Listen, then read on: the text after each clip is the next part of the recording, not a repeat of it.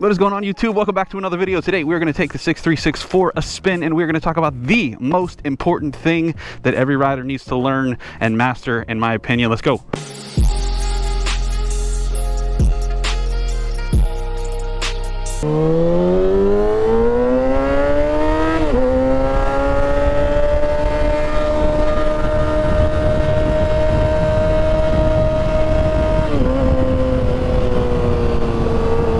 Last week we talked about the main categories and my thoughts and feelings on new riders and how to approach riding as as a hobby and in general.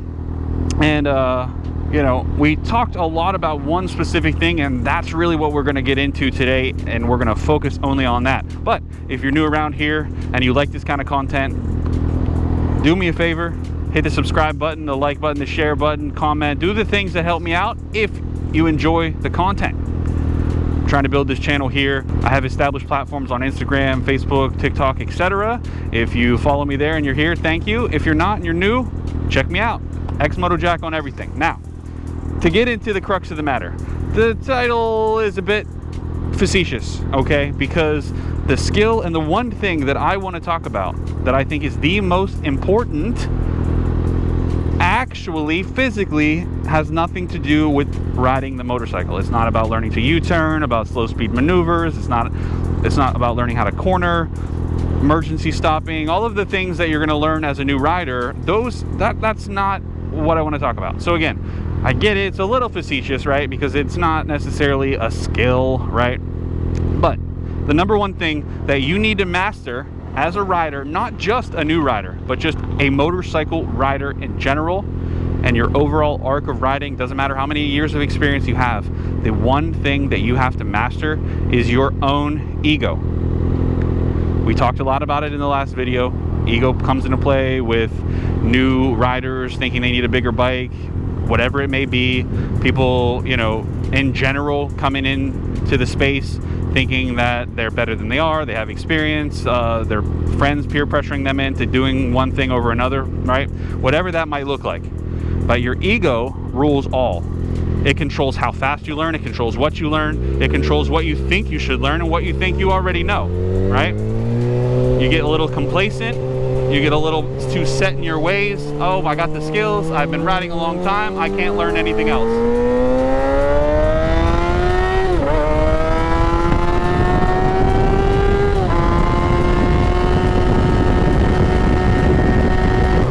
So in order to talk about ego and to talk about why I think it is the most important thing and the most important skill to master, we have to understand what ego is in relation to riding a motorcycle, right? Your ego can control a lot of what you do based on the perception that you think you're going to have. Your ego is a direct reflection of how you feel about yourself, okay?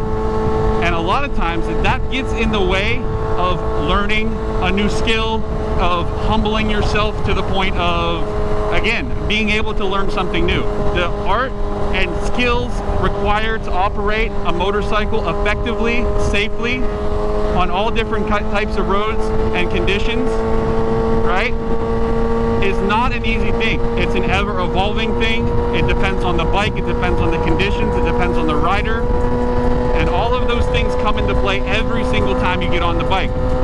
If your ego is unchecked, if it's out of control, you will hinder yourself from being safe, from learning properly, and advancing your skills to become a more knowledgeable, a more safe, and just a more well-rounded rider. I make a lot of content about what it is to gatekeep the sport and why it's so stupid that people think that, oh, well, you have to ride X bike at X engine size or else, you're not a real rider, or you basically are riding a kid's bike, blah, blah, blah, blah, blah, right? They completely ignore the fact that everything has a place and a purpose.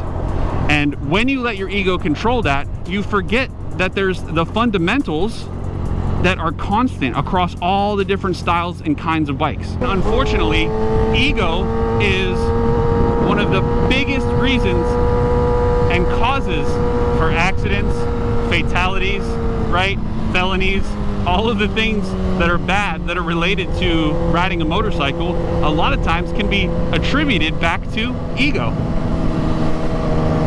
You think you want to go faster, you think you're more skilled, you think you've had a bike long enough, you deserve to have a faster bike, whatever it is. We talked about it last week when I was really focusing on new riders and how ego can be such a big problem when you're getting your first bike, because you don't want to be seen as uncool, you don't want to get a slow bike as your first one, blah, blah, blah, blah. Unfortunately, that ego, especially as a new rider, can be so dangerous. It can be so detrimental to your growth as a rider, your skills advancement, but just in general, it can be so dangerous.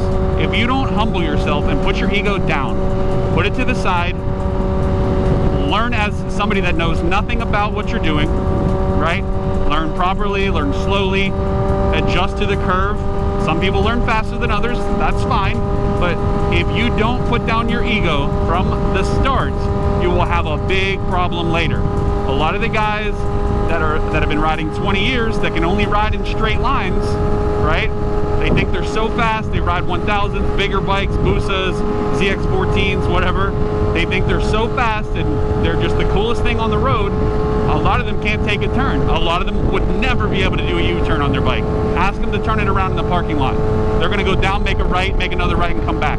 Like, they can't do it. And a lot of those guys started on bikes that were way too big for them when they first started out, because they couldn't put their ego down. They had to go a certain speed. They had to look cool. They didn't want to be, you know, be called slow, whatever. And they never learned the fundamentals. And that is the most important thing that I think is still plaguing the motorcycle sport. There's way too much ego involved with what bike, with not practicing, with not learning, with not accepting any sort of advice or any sort of teaching, etc.